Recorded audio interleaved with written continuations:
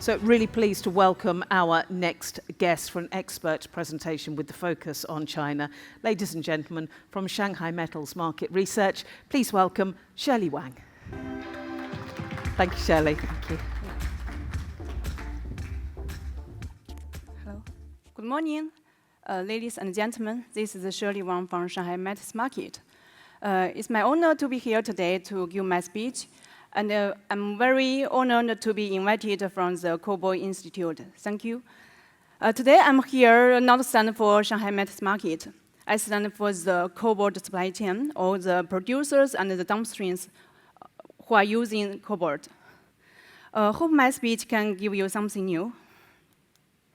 Today my speech totally includes 3 parts. The first part is the Chinese market, after the policy from the DRC. And the second is the resource side. The third is the demand side of the cobalt. Let's go to the first part. After the DRC policy, which is published in February, the Chinese government maybe has some changes. In this chart, we showed that the volume about the DRC's importance. In the red chart, we show that China's import volume of the cobalt resource, there are nearly 80% are coming from the DRC. And almost all the cobalt resource or the cobalt intermediates are coming from the DRC. So it will influence the Chinese market very much. Here we show the price change about the China's market for the cobalt metal, cobalt tetroxide, for cobalt sulfate.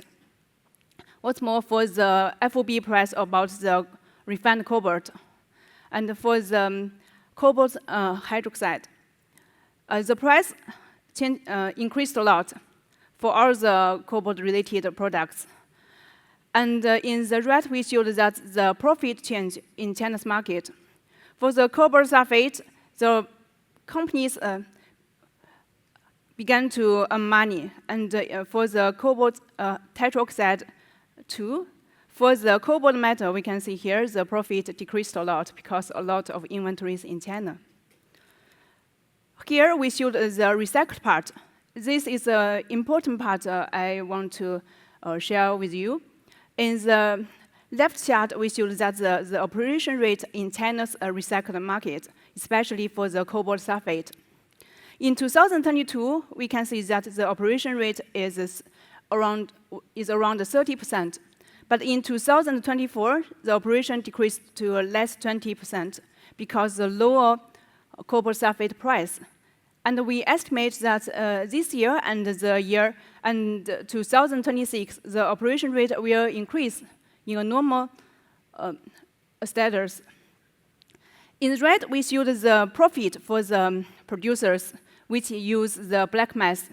For NCM, we can see here they are still losing money because the cobalt content in NCM black mass is low, and the nickel price and the lithium carbonate price is at a low level.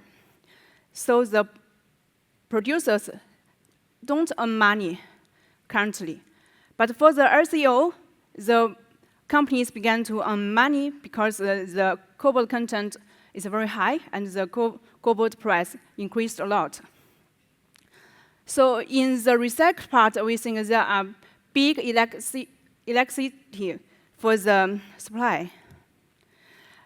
As a result, we can see here, since the profit increased, since the recycled part began to earn money, especially for LCA, the output for cobalt sulfate increased a lot. And for cobalt tetroxide, the output increased too. And for the refined cobalt, it's different. The output began to decrease. For example, last month, the output is only over 3,000 tons. But it is still, the China's market is still in a surplus because a lot of inventories.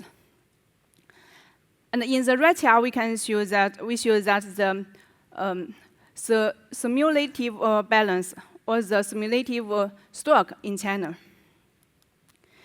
This one is very important.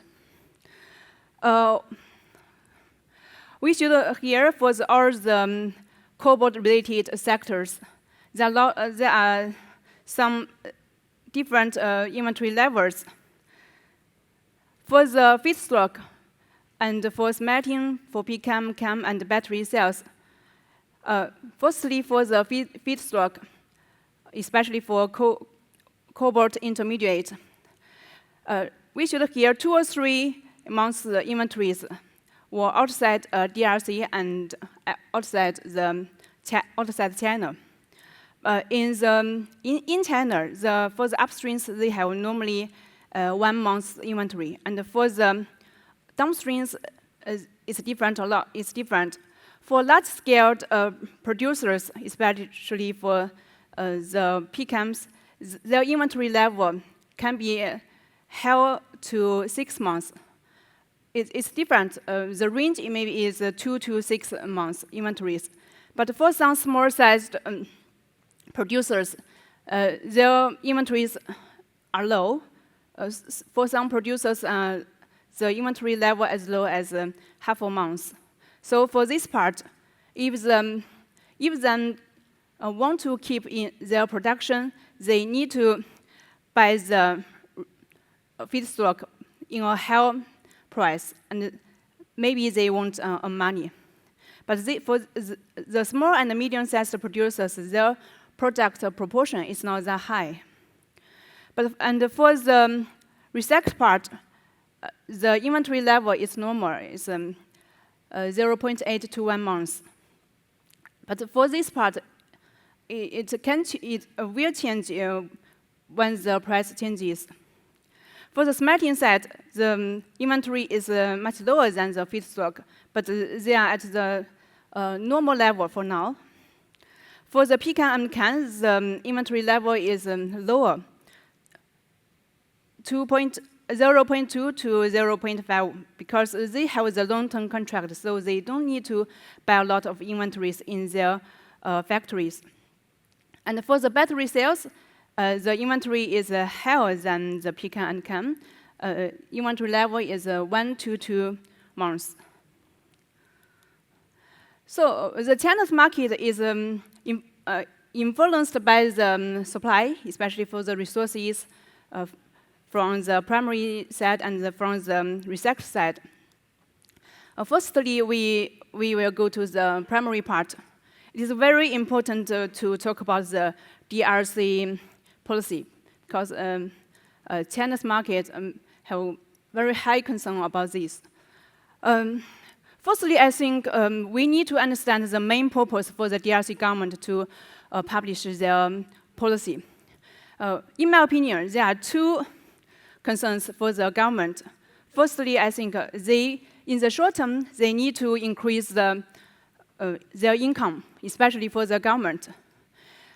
For my opinion, if you want to increase your income, you can increase maybe something like export tax, something like that, or with a certain part of a quota. So the government can increase their tax or their income. But in the long run, we don't think it is benefit for the government. Because if you only sell your resource, years later, you have nothing left. For your people, they don't have a job, or you can't increase your income. Let's take Indonesia as an example. In 2014, the Indonesia government cooperated with China's smelters, like Qinshan, and they start to build their capacities in NPI. And for now, 10 years later, the capacity is very large. They not only earn the earn the money from the resources, they also get the added value from their products. What's more, when their resources is limited, they also import the nickel ore from Philippines. It's very interesting. So, for my opinion, I think DRC can copy this model. Another opinion is that the supply side is changing a lot. If the DRC government decrease the export volume or restrict their volume, the market share of DRC will keep decreasing. What's more, if the export volume is low, the nickel price will increase, definitely. But the demand of the cobalt will decrease. I think it's not benefit for the DRC as well as the downstreams, not only in China, but also in other countries. So let's go through the data. We showed here for the primary and recycled resources. But for the recycled volume, we just use the real data that has been used for the smelters, especially for the recycled part. Here is the total supply. For this year, we estimate that is over 300. Please remember this data, because we will compare to the demand. And we estimate that 2030, the proportion for the recycled resource will increase to 30%. That is in a normal status, especially for the policy. What's more, we can see that Indonesia will give the biggest increment. Here is Indonesia part. We can see here a lot of new capacities is in construction. We just mentioned before. The total volume for the Indonesia part is nearly 70,000 tons in cobalt content. And for the secondary part, it's very important. Here we showed some simple calculation method for the recycled part. End-of-life batteries, V plus end-of-life batteries, and production waste and stock waste. This is a simple calculation. If you, since time is limited, if you are curious about the specific calculation method, please contact me after this conference. Here we showed the result for all of the metals. In the red upper chart we showed here, in 2030, we estimate that the total volume for the recycled metal will over 1 million. And this is the cobalt part. We showed here today, we showed here in maybe for this year, 2025, the total volume is 74 in 1,000 tons in cobalt content. But the real data that used in the downstreams may be only 30 to 40 tons in cobalt content because of the lower price. If the cobalt price increase a lot, maybe increase for more than 50%, this volume will increase a lot. We can focus on the China's market. The recovery rate is only less than 50%. But in the European or in the US market, the recovery rate is lower, just less than 10%. So if the DRC policy is very strange, and we think that the China market maybe can allow the import of the recycled resources. So that will be a big volume. For the demand side, here we can compare with the data we mentioned before. For the demand side, for this year, we estimate that the total demand for the cobalt is 2,037 kilotons in cobalt content. That is optimistic estimate, because we don't take into the cobalt price increasing into account. We compared with the supply data is over 300, so there's a big difference. Here we showed a big risk for the resource side. Firstly, we showed here that the EV part it accounts for nearly 30% of the total demand for cobalt resource, for cobalt demand. And for now, the FP cost is much lower than NCM, especially for self-series NCM-based batteries. So in the past 2 years, the proportion of NCM has been squeezed out by LFP. If the cobalt price keep increasing, the proportion of NCM will decreasing, definitely. And here in the left down chart we showed here is the proportion for the NCMs. As a result, we calculate the cobalt unit consumption in NCM. The cobalt unit consumption keep decrease in the next few years, especially for high series of NCMs. So here is the last balance for the cobalt resource. We can see that the market will keep in a surplus, especially we think the stock will occur at the DRC market. Okay, thank you. This is all my opinions.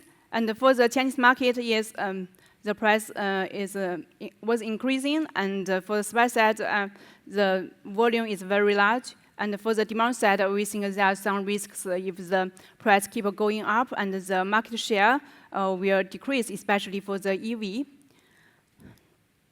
This is our Cobalt research team. If you have any questions, you can contact us. For Shanghai Metals Market, our analysts daily tracking the market, so we know the better market dynamics. Thank you. Thank you very much.